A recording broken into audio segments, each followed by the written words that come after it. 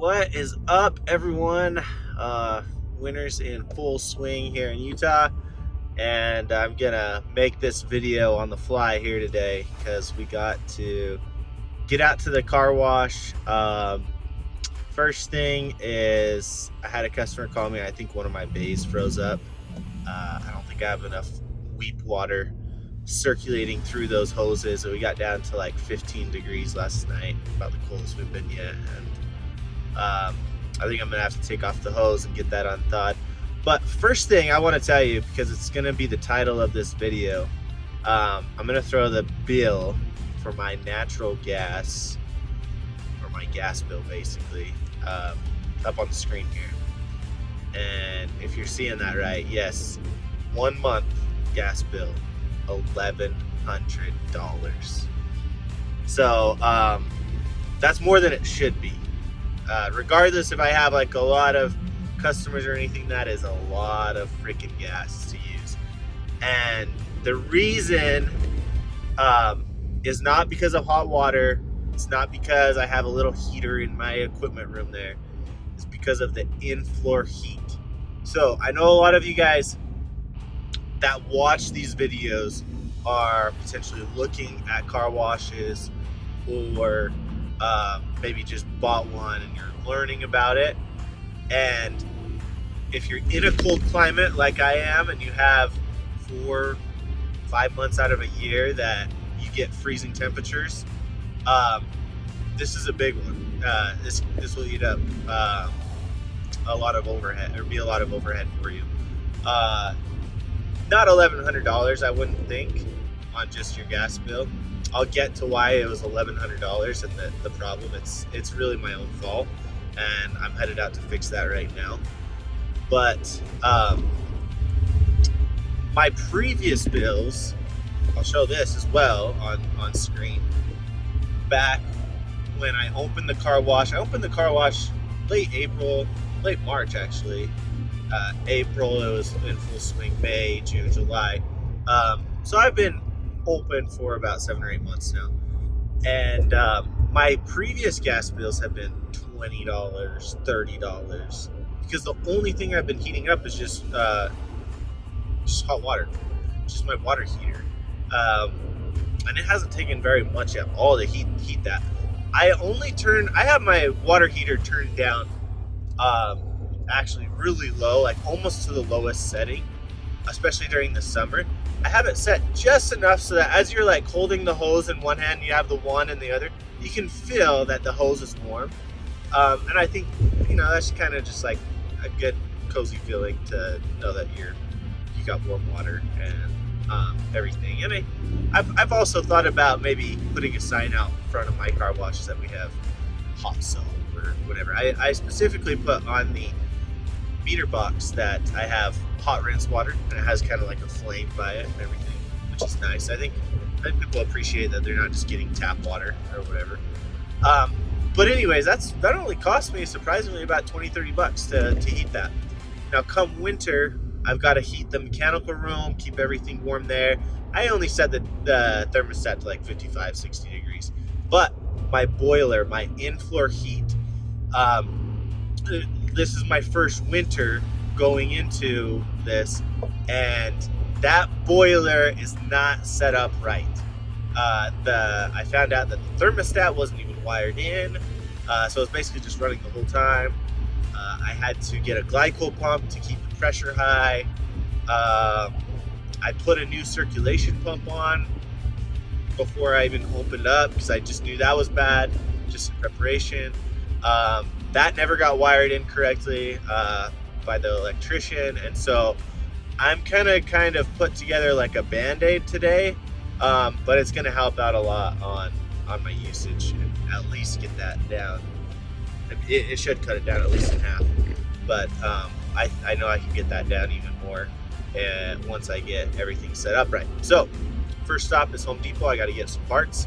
I'll show you what I get, and then we'll go out to the car wash and start getting those things put in. All right, this is what we got for our parts haul so far. I got the shallow depth box with a box connector nipple.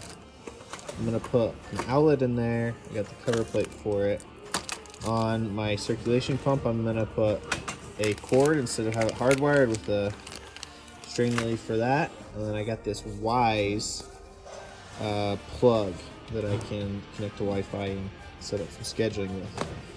So let's put it together. Now here's an overview of my radiant floor heat system. So the boiler is obviously this guy right here, and it pushes glycol through here. This is the glycol in here. This is a new pump as well. It's a feeder pump that keeps the glycol at a certain pressure inside the system. And it's not necessary to have the pump, but it's good to keep your pressures normalized and everything. It pushes that glycol through here and into each of these gray tubes, and these gray tubes are inside the cement out in the bays, and they keep it at a certain temperature. After it flows through those tubes, it comes back out of the floor right here. It's kind of a mess back there. And then back down this pipe, and it recirculates. So here's my recirculation pump, also new. I've put a lot of money into this system. Compared to the whole car wash in general, I haven't had to spend that much money. But this, I've had to just keep putting stuff on it and everything. But supposedly this is a great pump here. Well, I came to find out that now I have this wired in, right? It's live, so I can't touch anything there. But there was nothing tied into power into this thermostat. So I figured that out and everything, but we'll come back to that in a minute. For now, I want to use my temp gun and show you some. This infrared gun right here, it will see the red dot on the wall that tell you temperature of anything you pointed at. So let's go outside real quick. Okay, so inside this bay right here, the concrete floor, it reads right now 41. I can kind of move it around, or right around 40 degrees, 44, 43, about right there, which is perfect. That's ideal temperature compared to like the blacktop out here that's literally sitting in the sun. See, that's 31, 32 degrees. So we know we're heating up that concrete a little bit. The other day when I was out here and found out that this system was running nonstop, I had my concrete up to 65 degrees. And that's what causes a $1,100 gas bill. So what I'm gonna do here, let me take this off and then I'll explain more how I'm gonna rig this up. One thing I don't think I've mentioned about this boiler is I believe it's the original boiler from when this car wash was built in the 70s sometime, which in some ways has been nice because it doesn't have a big control panel board or anything like a new unit or like a newer furnace has. It's simply just sensors and switches. And so inside of here, I have my pump on its own breaker and the boiler is on its own breaker. So the blue wire right here, this is hot. I've tested it, but I've got gloves on and I'm not getting too intrusive here. The blue wire goes to the pump and the black wire in there goes to the boiler. So I came in here and I saw that there was no wires going up and into this thermostat. And so basically when it was on, it was on. So after I got this pump installed down here and we got it going, it just started running nonstop. Unbeknownst to me, I thought this thermostat was kicking it off when it hit 30 degrees right there that I have it set at. It was not doing that. So just the other day, I ran 2 pigtail wires up here to cut the power when it gets above 40 degrees.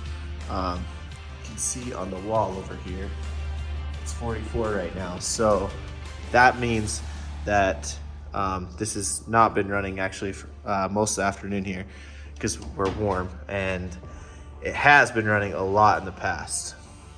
Okay, with that long explanation, what I'm gonna do is I'm going to add an outlet off to the side right here. That outlet is going to power this pump. I'm gonna add a pigtail to the pump so I can plug in that outlet instead of having it hardwired like it is right here. And then I am going to run the power going to that outlet coming off the thermostat. So there's gonna be a couple interruptions and stuff. You'll see more once I get. And we are in business. So one final time, I feel like I've been kind of getting long-winded here, but I'm gonna walk you through the sequence of events that's happening here. I know that there's multiple ways to do this, and I'm actually open to feedback on maybe what a more permanent solution would be, or other ways of doing this. But the pump right here is on its own independent breaker. So the power comes into this junction box.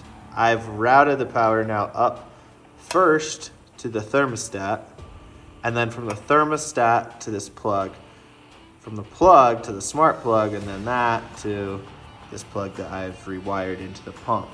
So for an example right here, I've already been messing with the thermostat right here a little bit.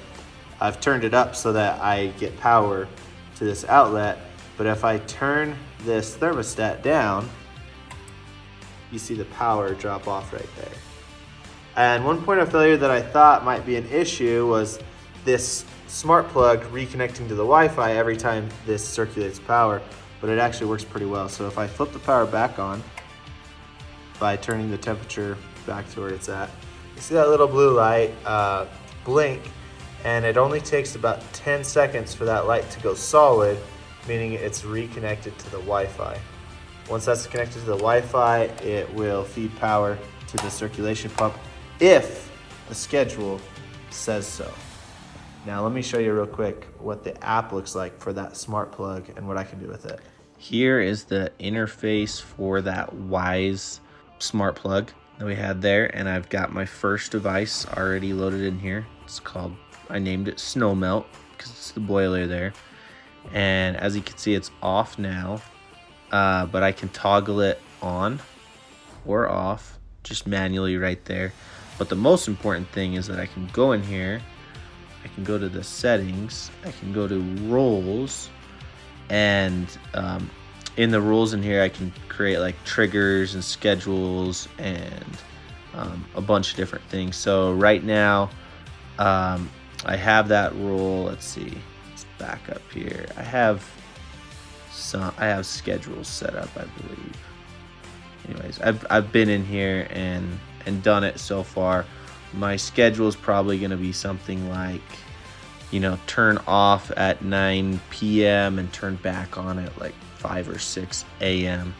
Another cool thing you can do is under shop of this app, they have a lot of different other items that can connect in with this, and I might look at seeing if I can get like some sensors like these right here. Of course, I don't think these are meant to be outdoors though.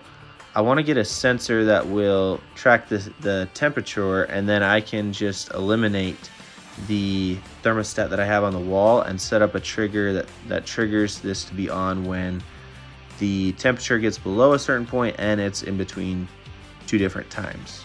Because this guy right here is likely the original thermostat for this boiler. It runs up. At least that probe needs to probably be replaced. It goes outside right there in the wall. Now that is my fix for now to save on that gas bill a little bit. And one more thing I want to explain to you. The reason I can have constant power to this boiler and I can run the whole thing from the circulation pump is because the boiler will not turn on unless I have circulation through the system because of this right here, this flow sensor. So once I get flow running through this boiler and it meets a certain temperature, that boiler will kick on. So that's gonna start saving me a little bit of dough here, or at least save my profits here at the car wash. And I'm super interested to hear how you guys would have done this. Other ways to do it. It didn't cost me very much, so I may even look at doing a different option in the future. But for now, I'm in business. I can remotely turn off the boiler. I can set up any type of schedule I want. and I'm gonna keep going with that. So guys, appreciate you watching all the way through here to the end. Look forward to seeing you in the comments.